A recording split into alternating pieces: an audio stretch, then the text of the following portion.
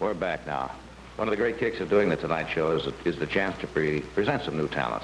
And I'm glad you're in a crazy mood tonight, because this is a young man that we discovered at one of our regularly scheduled auditions. This is his first appearance on television. He's very clever, somewhat warped. Which is, if you're going to do comedy, you should be a little bit warped, I think. Would you welcome for the first time on the Tonight Show, Mr. David Brenner. David?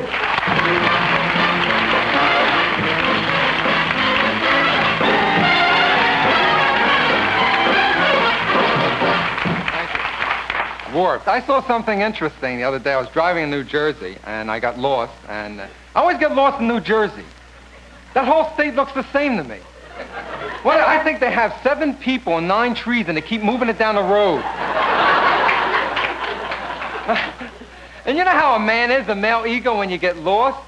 A man, when he's driving a car with a woman, will never admit that he's lost. He'd rather have his left hand suddenly turn into a foot. Boom! Who's lost? What lost? What do you get me lost? I know exactly where we are. We're east of the Mississippi. And I'm the same way. I hate to ask for directions. So embarrassing. Whenever I ask anyone for directions, no matter what he looks like or how he's dressed, I always roll down the window and call him sir.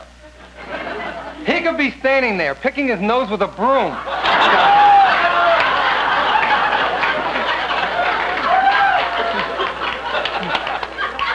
And his first reply is always, huh?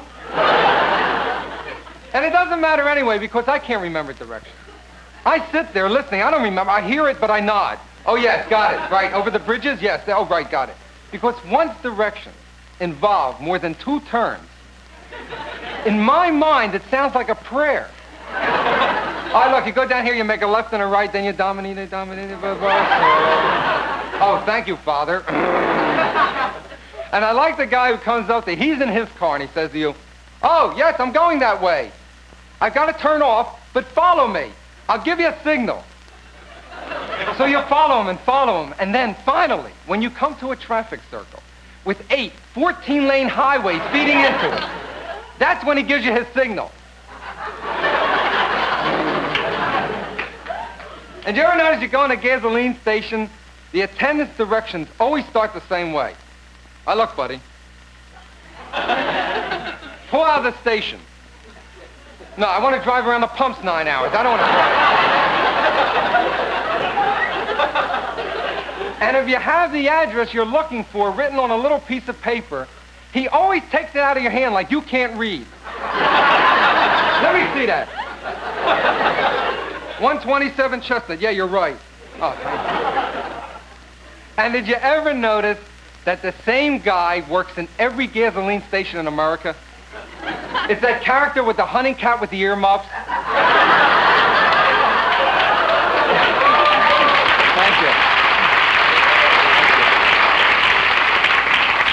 Of course, in July, he turns earmuffs up. And he always wipes your windshield with that filthy black rag, which I'm convinced is being mailed from station to station.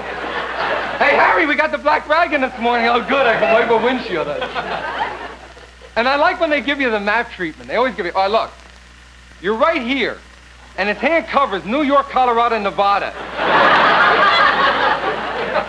And who's the guy who makes maps? Why do maps have to be 20 feet by 38 feet? Everyone's got to get out of the car when you open them. I'll pick up in an hour. Just get out of the car. I'll pick you up. When I'm lost, what I do is I pull into a small town for directions, because the nicest, friendliest people in America live in small towns. But sometimes I don't understand what they're saying to me. Like they'll give you, look, drive up yonder a piece. It's about a hoop and a holler. And make a left at the house where Elmer Bodie died. Elmer Bodie's dead, I'll be dipped. I didn't.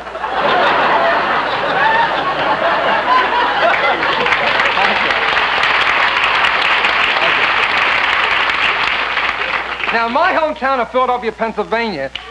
Oh! What are you doing up so late?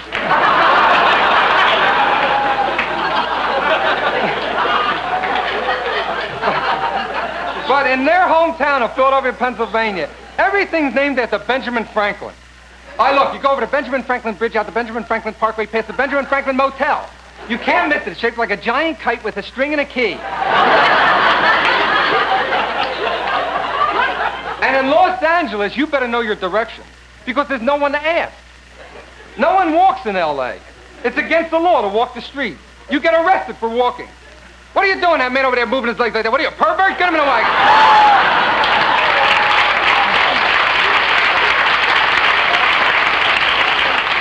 But you really need a car in Los Angeles because the bus system is nowhere. Do you ever wait for a bus in L.A.? You must get discovered for the movie. You're standing at the corner of Hollywood and Vine for 9 days. Is there a bus? Is there ever a bus? I hope there's a bus. Get him for the movie, that freak, the sunburn one. Get him over here with us. And if you ever take a bus, I swear, in L.A., they don't have any special route that they drive. Like, here's a driver in Los Angeles on a bus. Hey, there's a beautiful street. I never saw that before.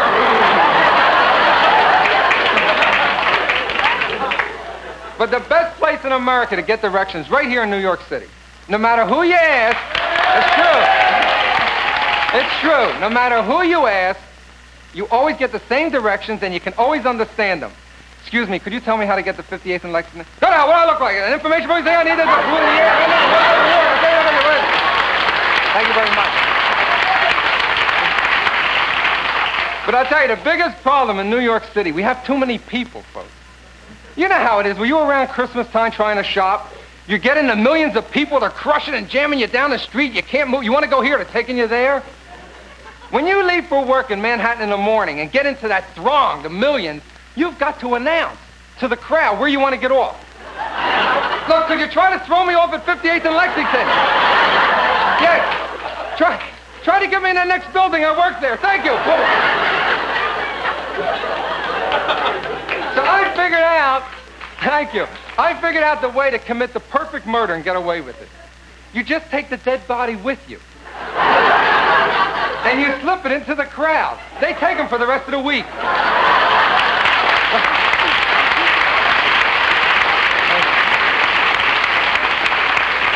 Right, can you see that? All of a sudden the crowd picks him up. There he goes in a Macy's department store. Up the escalator, backwards through women's lingerie.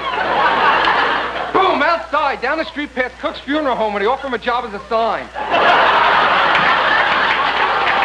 Boom, he gets thrown in the Army Induction Center where he's classified 1A.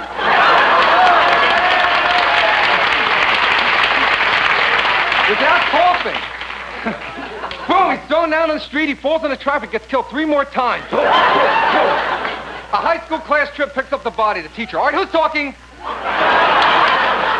Is it you? The big boy in the back with the blue face, you.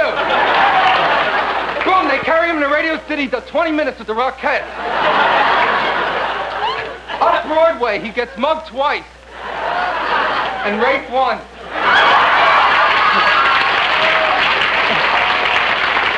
Finally, the body is picked up and carried and thrown onto a 6th Avenue subway. Boom, a cop sees him. Hey, Harry, look at that guy. Weird, huh? Standing on his head, holding a strap with his foot. But we can't do anything unless he spits, smokes, or carries a lighted pipe.